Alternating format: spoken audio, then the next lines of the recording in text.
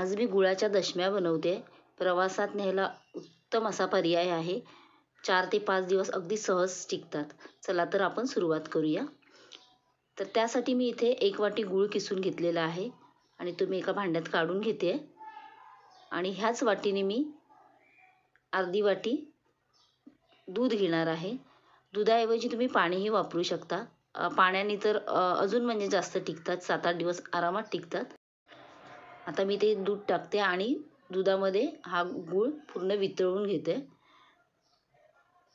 तर आता इथे गूळ वितळलेला आहे. त्याच्यामध्ये मी चवीपुरती थोडीशी अशी थोडंसं मीठ टाकून घेते आणि 1 चमचा तूप टाकून घेते. तुम्हाला जर वेलचीचा फ्लेवर याच्यामध्ये आवडत असेल तर तुम्ही तोही टाकू शकता. तर आता हे झालेलं आहे आणि याच्यामध्ये मी आता गव्हाचं पीठ वापरणार आहे आणि त्या गव्हाच्या पिठाचेच आपण दशम्या करणार आहोत. तर त्यासाठी हे जेवढं मिश्रण आहे त्याच्यामध्ये जेवढं मावेल तेवढंच आपल्याला त्याच्यामध्ये पीठ टाकायचं आहे आणि थोडासा घट्ट असा गोळा तयार करून घ्यायचा आहे. तर हे बघा असं थोडं थोडं करून त्याच्यात पीठ टाकायचं आणि ते मळून घ्यायचं.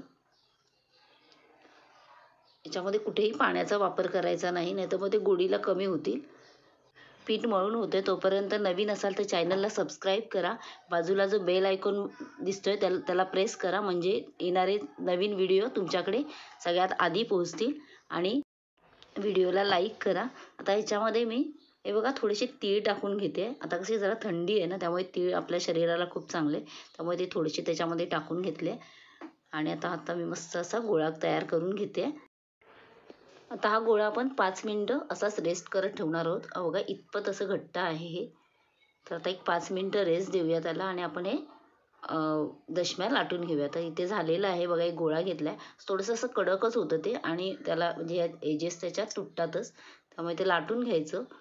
आणि एखादी डिश किंवा असं एखाद्या डब्याचं झाकण असेल तर त्याने आपण त्याला ते आकार देऊन घ्यायचा, म्हणजे असं गोल करून घ्यायचं. साईडचं कॉर्नर सगळे कापून टाकायचे, म्हणजे एकसारखे असे गोल येतील. तर इथे झालेलं आहे माझं, हे बघा. थोडंसं असं जाडच लाटायचं.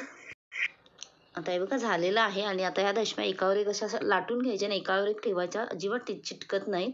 आणि मग एकदम सगळ्या भाजायला घ्यायच्या. तर हे बघा माझ्या झालेल्या आहेत लाटून. आता मी भाजायला सुरुवात करते. तर मी आता बघा तव्यामध्ये टाकले आणि दोन्ही साईडने एकदम मस्त असे खरपूस भाजून घ्यायच्या. आणि छान अगदी म्हणजे हे आपण ह्या ज्या दशम्या आहेत ना त्या आपण शेंगदाण्याची चटणी, चहा किंवा दूध कशाबरोबर पण खाऊ शकतो. आणि प्रवासात तर खूप म्हणजे काय भाजीची वगैरे गरज नाही आणि एकदम मस्त पोट पण भरतं आणि बाहेरचं पण खायला नको. तर नक्की तुम्ही ट्राय करा. ते बघा मी अशा दोन्ही साईडनी मस्त अशी भाजून घेतलेली आहे तूप सोडून. अशी खुसखुशीत अशा तयार होतात. अशाच पद्धतीने आता सगळ्या मी दशम्या भाजून घेते. आणि टाकताना एखाद्या जाळीमध्ये, म्हणजे असं हवा जाईल अशा ह्याच्या भांड्यामध्ये, कारण ताटामध्ये टाकलं तर त्याला तर वाफ सुटून त्याला पाणी सुटेल. तर अशी जाळी, म्हणजे एखादी वाफ जाणारी अशी जाळी असेल किंवा भांडं असेल तर मी त्याच्यामध्ये तसं टाकायचं. तर मी बघा ते जाळी घेतली, त्याच्यातली म्हणजे वाफ सगळी निघून जाईल. आणि बघा आता सगळ्या झालेल्या आहेत आणि पूर्ण थंड झाल्यावरच त्या डब्यात भरायच्या. तर व्हिडिओ संपूर्ण बघितल्याबद्दल खूप खूप धन्यवाद. थँक्यू.